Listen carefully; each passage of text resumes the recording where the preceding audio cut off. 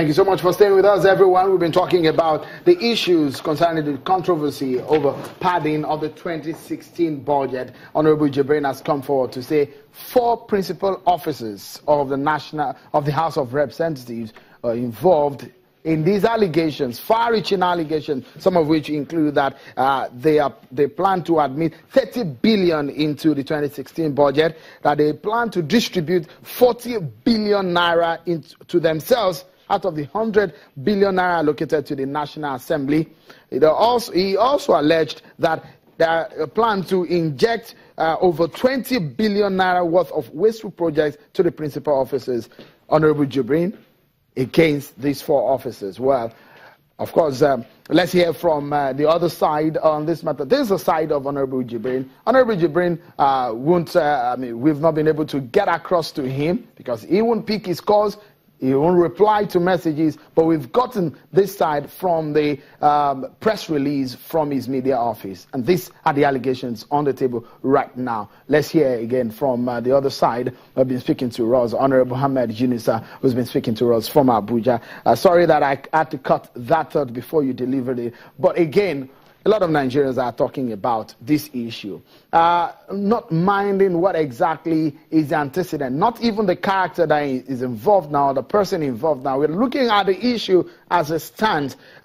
This is a far-reaching allegation against the principal officers of the House of Representatives, touching to the integrity of the leadership of the House of Representatives. How do you think this will go in the coming days?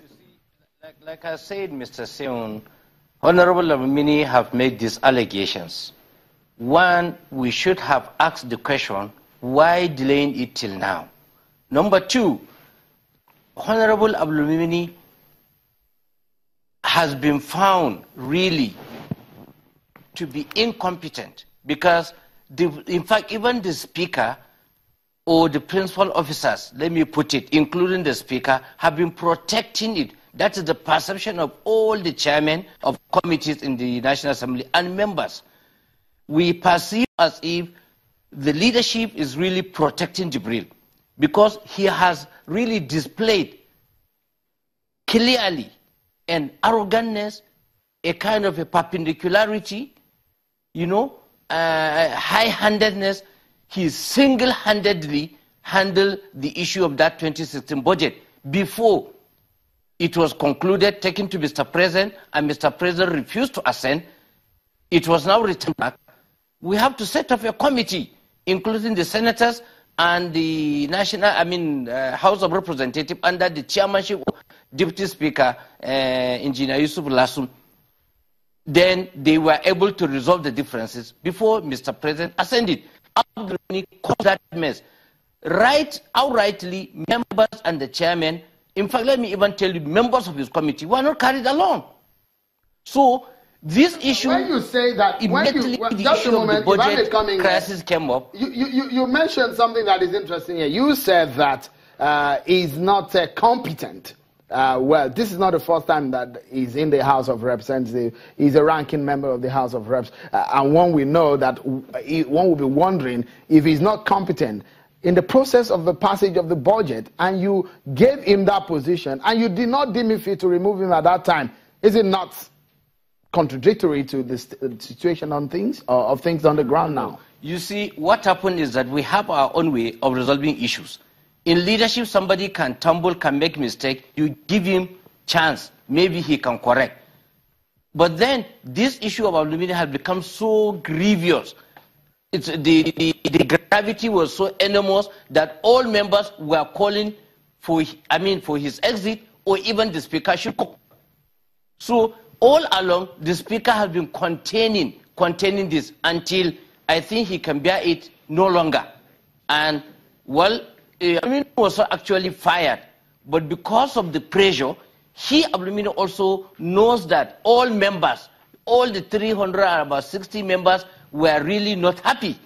And he tried in his own way to see how he can really pacify people, and then he couldn't. So he now chose to honorably resign because he has deemed the dishonorable. So, and now he resigned. Actually, Mr. Speaker didn't fire him, but Probably he was cancelled, and with his people, with his allies, they felt the most honorable thing to do is to resign. And so he tendered his resignation. And the speaker just announced that things were too much for him, and he resigned. And then he announced the next honorable. So the issue is not, and let me tell you, issue of competent or not competent, once an assembly is starting, at the beginning, we thought Abdulmini is a PhD holder, and he served as a chairman finance in the previous assembly, so we felt the next thing he can handle this. But normally when you are tested, you know, they say the test of the pudding is in the eating. And we now later came to know, we members, when we dug into when he was former chairman finance committee, former speaker Honorable Tambuwal, who is now the governor of Sokoto State, this same Abdulmini made him to cry. He cried. Then when Tambuwal wanted to sack him from chairman finance committee, he has to, he brought his governor, his state governor, Honorable Konkoso, who is now a senator, is here now in the Senate. He came and begged Tambuwal. These are facts. So later, we all know this. These are things that we collaborated. Say, look, Mr. Speaker, we cannot, our names have been smeared in the mud, so we can no longer allow Honorable Abdulmini Jibrin to continue to be the appropriate chairman. You either remove him or you see showdown. All right. Honorable Yunusa, just a moment. If I may come in here, there was a statement, attributed to the spokesperson of the House of Representatives, Honorable Namda, saying that Honorable Jibrin was responsible for some of the shortcomings on the budget, according to him. How would you see this happen? Were you privy to some of the inner workings of the committees of the appropriations and some of the things that went down? Because some of us thought that the executive were painted in the light of the fact that they were the ones who padded the budget. I'm not privy to. You see, I am not privy to they are working in the committee, because even the committee members of appropriation cannot tell you how Abdulmini came about this budget, this appropriation. But I know as chairman of a committee, Federal Road Safety Commission is there. We did the budget. What we did, I was the first among the honorable members or the chairman to defend my committee budget, that's the Federal Road Safety Commission, at the appropriation level. The budget is submitted. Nobody faulted it with all the questions.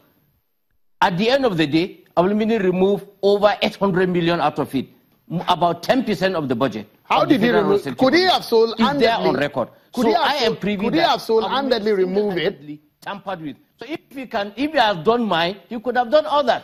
And let me tell you, that railway project that we are talking about, that Wari or what have you, he was the one that single-handedly removed it. It was the Lassum Committee during reconciliation that they reintroduced it back.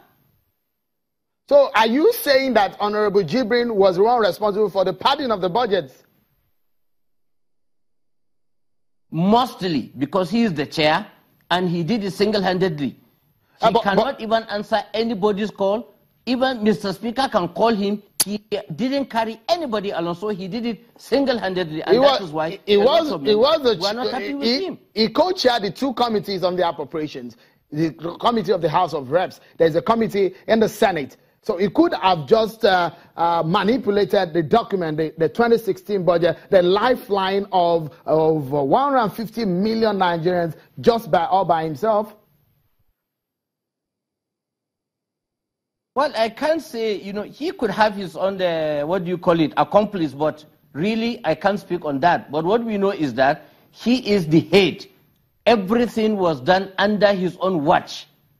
So, and thank God, in one of the releases that I read, he said, yes, he claimed responsibility. That yes, the responsibility is his, have taken the responsibility of whatever happened. But just a moment. I will come to you in a moment. Let me quickly bring my guest here in the Lagos studio.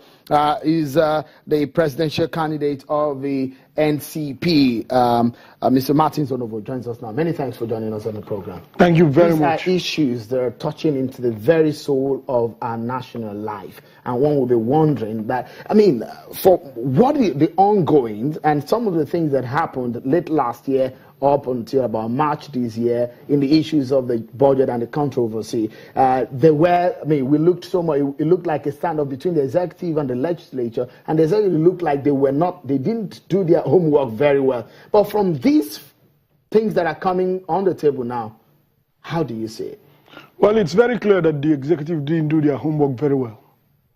You remember the case of the budget stealing or replacement of the document, and there has been an investigation.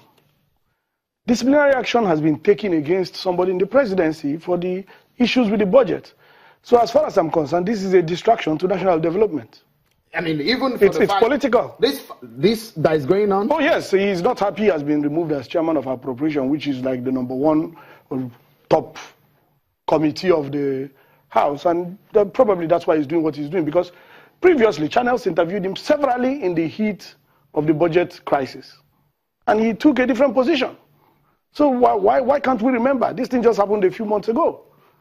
So why will he now take a different position? These were not the positions he took at the heat of the event. But as it stands now, let's look at the allegations. Those allegations, I've heard them 50 times. I've read his lawyer's his lawyer's release, and there's nothing worthwhile in it. Really? Yes. If the issues of the wasteful projects, the plans to plow billions of naira into some of the for personal gains of like you said, officers. Like you said, if you know the budgeting process, what he's saying sounds very unbelievable. If you know the budgeting process, because like you earlier said, the House of Rep Appropriation Committee, the Senate Committee, don't forget, the initial budget draft is issued by the executive.